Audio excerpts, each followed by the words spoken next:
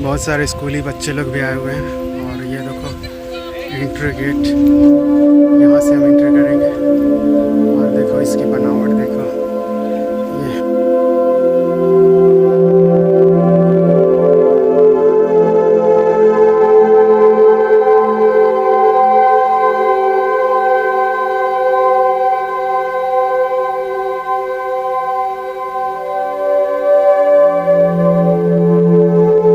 अभी हम लोग जिस स्थान पर घूम रहे हैं ये प्राचीन नालंदा विश्वविद्यालय का एक्सकवेटेड साइट है। इसे इंग्लिश में रुइंस ऑफ नालंदा यूनिवर्सिटी और हिंदी में प्राचीन नालंदा विश्वविद्यालय का भग्नावशेष कहते हैं।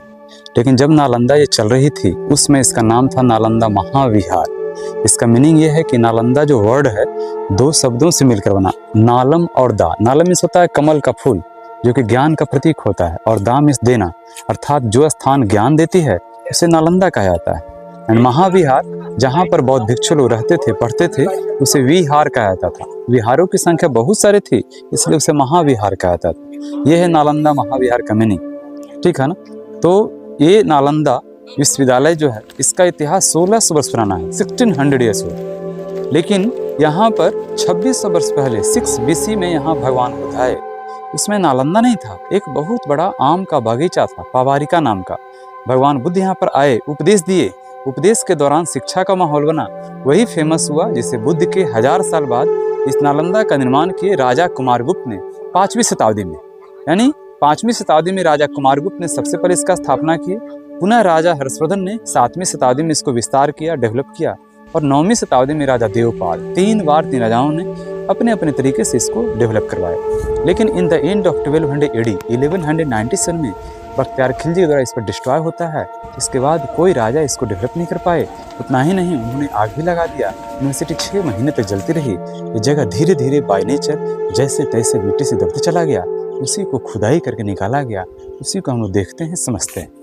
1 वर्ग किलोमीटर एरिया में इसका खुदाई हुआ है, जो कि ये पार्ट हम लोग देख रहे हैं। लेकिन जब पढ़ाई होती थी उसमें नालंदा ये 10 किलोमीटर लंबा और 5 किलोमीटर चौड़ा था। 10 बाई 5 किलोमीटर एरिया में 108 हॉस्टल था। ड्यूरिंग एक्सकवेशन मात्र 11 मिला, बाकी 97 जो हॉस्टल है अभी भी दबा हुआ, गांव बसा हुआ। ये जानकारी मिला हुएन सांग के डायरी से, जो चाइनीज ट्रेवलर थे, इस यूनिवर्सिटी के स्टूडेंट रह चुके थे। उन्हीं का लिखा गया ऑटोग्राफी को अलेक्जेंडर कनिंघम ने प्राप्त करके स्टडी करके खुदाई करवाया। इन इस डायरी के अनुसार ये 10% एरिया देखते हैं, 90% पार्ट अभी भी दबा हुआ है। तो 108 में से मात्र 11 हॉस्टल मिला, और वही 11 हॉस्टल का ये पार्ट हम लोग देखते हैं, ठीक है ना। आइए धीरे चलते हुए देखते हैं। ये नया गेट काट के बनाया गया आने जाने के लिए। सीमेंट वगैरह जो भी देखेंगे सब बाद में दिया गया। दोनों साइड में हॉस्टल का भाग है। जो 11 हॉस्टल बताया ना, ये 2 हॉस्टल के बीच का पैसेज को रास्ता बना दिया गया, अभी का रास्ता है। उसमें का मेन गेट रास्ता मिला नहीं।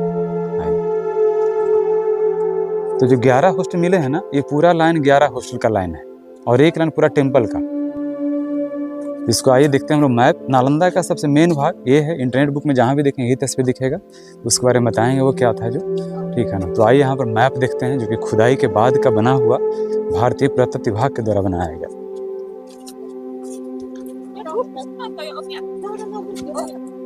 देखने पूरा नालंदा 2 लाइन मिला मुख्य रूप से। एक लाइन मोनास्ट्री रहने पढ़ने का, और एक लाइन चैत्याज मीन्स टेम्पल पूजा करने का। तो 11 हॉस्टल यहाँ से काउंट करेंगे, 1 2 3 4 5 6 7 8 9 10 11 सभी लिविंग रूम्स रहने के लिए, बीच का पार्ट आंगन क्लासरूम पढ़ने के लिए। यहाँ से एंट्री के यहाँ पर भी खड़े हैं, है ना। हाँ, 3 टेम्पल जो मिला ना, ये पहला, दूसरा और तीसरा। ये पहला ऊंचा टीला वाला, दूसरा पेड़ का पीछे, तीसरा सबसे लास्ट में। यानी ये लाइन मंदिर लाइन, और ये लाइन पूरा हॉस्टल लाइन, ठीक है। हाँ, ये लाइन हम लोग आइए चलते हैं एक हॉस्टल में, यहाँ रूम्स क्लासरूम सब देखेंगे, उसके बाद इधर के बारे में बताएंगे। रूम का पार्ट यहाँ पर बताया था कि उसमें बामन तालाब था, ऐसा बताया था लिटरेचर बुक में। वो पार्ट सब दबा हुआ है, उसमें लोग ओपन में जाते हैं। देखिए खुदाई से पहले ऐसा टीला था ना, इसका खुदाई जब हुआ इतना बड़ा भाग मिला, वो वाला भाग इस मिट्टी के अंदर से मिला है। Before excavation 1920। हाँ, तो चलते हैं नंबर 1 मोनास्ट्री। ये उसमें का, ये अभी का नंबरिंग किया, आर्कियोलॉजी ने नंबरिंग किया, ये उसमें का कोई नंबरिंग नहीं मिला, ठीक है। नंबर 1 2 3 जो भी है इस तरह से किया गया है।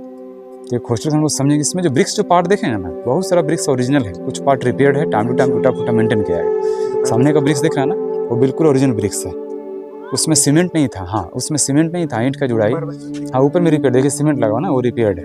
तो उसमें सीमेंट के बदले में यूज किया गया चूना, सुर्खी, बालू, मिट्टी, गुड़, उड़द का दाल, बेल का, हाँ बेल का रस, गन्ना रस, ये सब यूज किया गया सीमेंट के बदले, हाँ सीमेंट के बदले में। तो ये देखेंगे हॉस्टल का दरवाजा हो गया, दरवाजा से पहले दोनों साइड में भगवान बुद्ध की प्रतिमा थी, दोनों साइड में, जो कि डैमेज हो चुका है। मैंने बताया था इसको डिस्ट्रॉय करके आग लगाया गया, तो उसमें का देखेंगे जले हुए निशान, देख सकते हैं कैसे ब्रिक से हीट होकर मेल्ट हो चुका है। ये जले हुए निशान बिल्कुल ओरिजिनल है, बिल्कुल।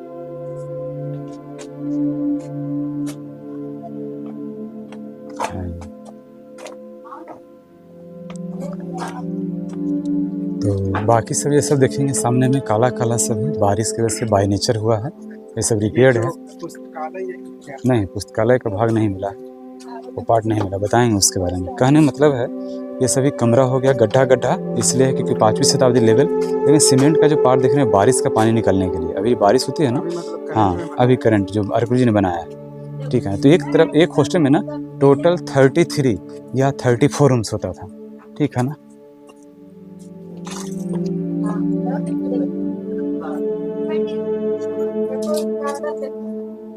इसके ऊपर रूफ पहले तो था, हाँ रूफ था, वुडन का सपोर्ट, वुडन जलने का डैमेज हो चुका है। तो चारों तरफ लिविंग रूम्स हो गए, ये टोटल 34 रूम्स हैं। बिल्डिंग देखिए काफ़ी ऊंचा था ना, इसलिए सीढ़ी भी छत पे चढ़ने के लिए, लेकिन अभी छत नहीं, सीढ़ी में हो चुका है। तो कहने का मतलब है कि कमरा का दीवार की मोटाई देखेंगे 6 से 7 ही मोटा दीवार। इसका 3 कारण, पहला कारण ये रूम जाड़े में गर्म, गर्मी में ठंडा होता था। दूसरा कारण था ये बिल्डिंग काफ़ी ऊंचे थे, लोड बियरिंग सपोर्ट का काम करता था। और तीसरा कारण था साउंड प्रूफ, एक को दूसरा से डिस्टर्ब नहीं हो, ये मोटे दीवार होने का रीजन। तो देखेंगे दरवाजा था, उसका लकड़ी का सपोर्ट का भाग है। इधर देखेंगे केव जैसा बना हुआ, कुछ सामान रखने के लिए। अंदर में देखेंगे बुक सेल्फ, किताब रखने का, दीपक रखने का। 8x9 का एक कमरा एक विद्यार्थी के लिए। और ऐसा ऐसा समझिए कि उसमें 12,000 लोग कमरे थे। 12,000 कमरे। तो कमरे कॉरिडोर के ऊपर छत होता था, लेकिन आंगन ओपन। हम लोग लिविंग रूम देख लिए, अब चलेंगे क्लासरूम देखने जहाँ पढ़ाई होती थी। देखेंगे अभी हम लोग क्लासरूम में आ चुके हैं, ठीक है ना। नीचे में देखेंगे गड्ढा जो पार्ट देख रहा है ना, ये 5वीं शताब्दी में क्लासरूम वो था, और उस समय का लेक्चर टीचर लोग यहाँ बैठते थे। 7वीं शताब्दी में इसको कवर्ड करके उतना ऊंचा बनाया गया जो उधर दिख रहे हैं। 7वीं शताब्दी का ये क्लासरूम, और उसमें का फिर ये लेक्चर स्टेज हो गया, ठीक है ना। हाँ 7वीं शताब्दी का। फिर 9वीं शताब्दी में इसके ऊपर में क्लासरूम बनाया गया, ऊपर का क्लासरूम पूरा डैमेज है, उसका लेक्चर, हाँ उसके लेक्चर से देखें वहाँ पे सीमेंटेड किया हुआ, यानी जो भी राजा है उसको कवर करके बनाते चले गए। भारतीय पुरातत्व विभाग ने खुदाई करके दिखाया है कि नीचे में 5वीं शताब्दी का लेवल है, फिर 7वीं शताब्दी, फिर ऊपर में 9वीं शताब्दी। और तीनों समय का देखेंगे ड्रेनेज सिस्टम, उधर कोना में देखेंगे अगला, तीनों समय का ओरिजिनल ड्रेनेज है, 5th का, 7th का, 9th का, all are original drainage system of different different level. तो जहाँ पर हम लोग दरवाजा देखे थे ना, वहाँ पर सीमेंटेड किया हुआ उसका देखेंगे स्ट्रक्चर पुराना ऐसा था, हर जगह इस तरह से बना हुआ था। तो दोनों कमरा से खुदाई में 2 बड़ा घड़ा और जले हुए चावल मिले, वहाँ मिला है। अब आइए एक मंदिर दिखाता हूँ। ये देखें एक मंदिर था, अंदर में भगवान बुद्ध की प्रतिमा थी। भगवान बुद्ध की प्रतिमा को लाइटेड करने के लिए ये दोनों साइड में माइका स्टोन लगाया गया, इस पर कॉपर का प्लेट था। हाँ जी हाँ बिल्कुल, इधर इधर यहाँ पे ये माइका स्टोन कॉपर का प्लेट था। जब लाइट पड़ता था ना, सनलाइट और मून लाइट, वो लाइट रिफ्लेक्ट होकर बुद्ध की प्रतिमा पड़ता था। अभी भी चमक है इसमें, देखिए आगे झुके देखिए चमकेगा अभी भी। तो उसमें यूज किया गया ऐसा टेक्नोलॉजी, आज से 1600 वर्ष पहले हम लोग साइंस में पढ़ते हैं रिफ्लेक्शन ऑफ लाइट, और ये टेक्नोलॉजी उसमें यूज किया गया।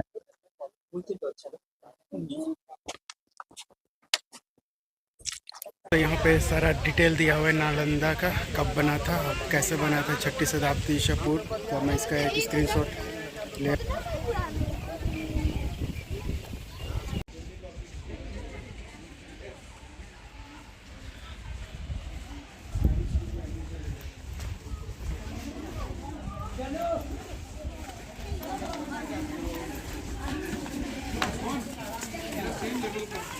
स्कूल के बच्चे आए हुए हैं इसको विजिट करने के लिए।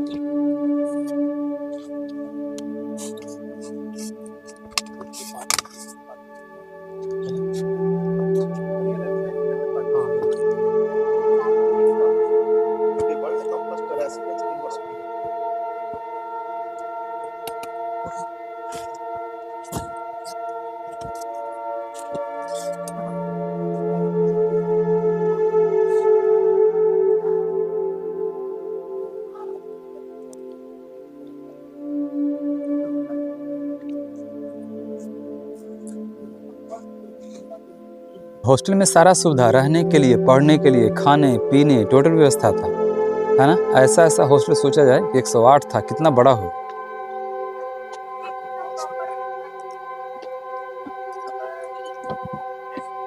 इतना बड़ा एरिया, 1 वर्ग किलोमीटर एरिया का, ठीक है। इस तरह से नालंदा जो है ना, ये 700 साल चली, 5वीं शताब्दी से लेकर 12वीं शताब्दी तक। डिस्ट्रॉय के बाद कोई डेवलप नहीं कर पाए, खुदाई के बाद इस तरह से देखते हैं, समझते हैं। यही है इसका इम्पोर्टेंस, इसका information.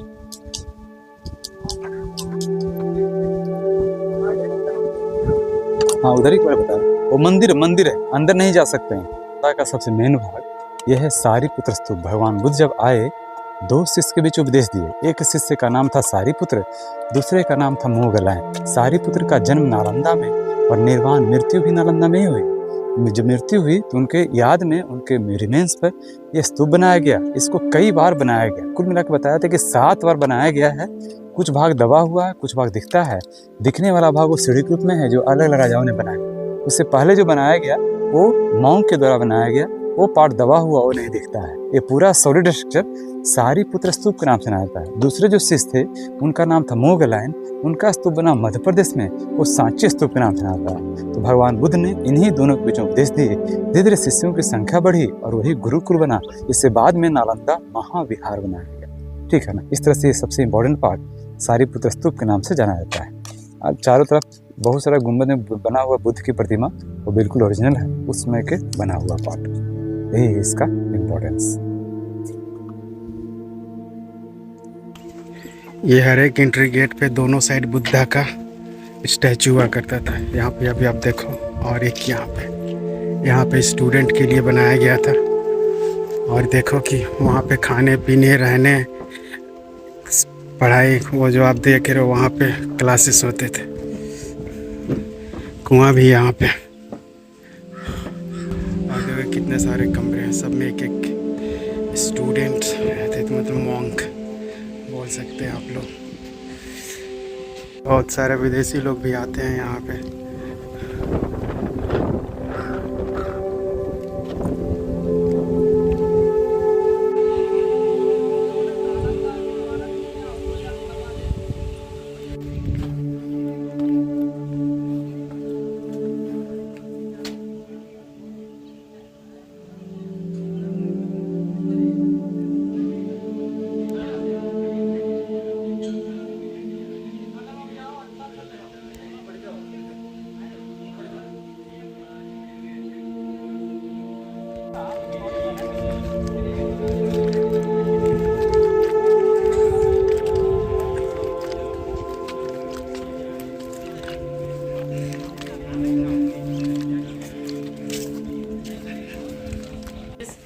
That was the stone pillar for the support of roof. Wooden का सपोर्ट होता था और ईंटों से जो है ना ये कवर्ड होता था।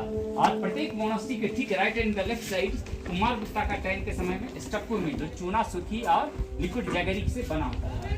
ये जो है ना हमारा 12वीं शताब्दी में किया गया है। 12वीं शताब्दी में इसको फेमस किया गया है ना, इसका ओरिजिनल साइड ऑफ फायर देखा जा सकता है दीवार पे। मैं बताता हूँ, जैसे हम लोग पहाड़ी इलाके में जाते हैं ना, लाल रंग की मिट्टी को मोरन बोलते हैं। दूसरा चीज चूना लाइन, तीसरा चीज ईंटों का बुरादा टुकड़ा को सुर्खी, और liquid jaggery sugar cane juice को बोलते हैं ना, और उड़द की दाल और बेल का दूधा रस, 6 चीजों का मिश्रण बना के ईंटों की जुड़ाई और प्लास्टर वर्क की जाती थी। आज भी डिपार्टमेंट इन्हीं मुख्यतः 4 चीजों के मिश्रण के द्वारा इसको time to time outer wall को रेनोवेट किया जाता है ना। यहाँ सर, यहाँ जो है ना वुड लॉक्स लगाया जाता था एज वेल एज डोर। उस जमाने का ही ट्रेंड एंड ट्रेडिशन। और ये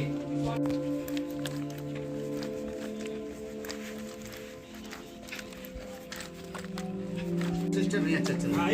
हेलो, इसका ईटा का अंदर वैक्यूम क्रिएट किया हुआ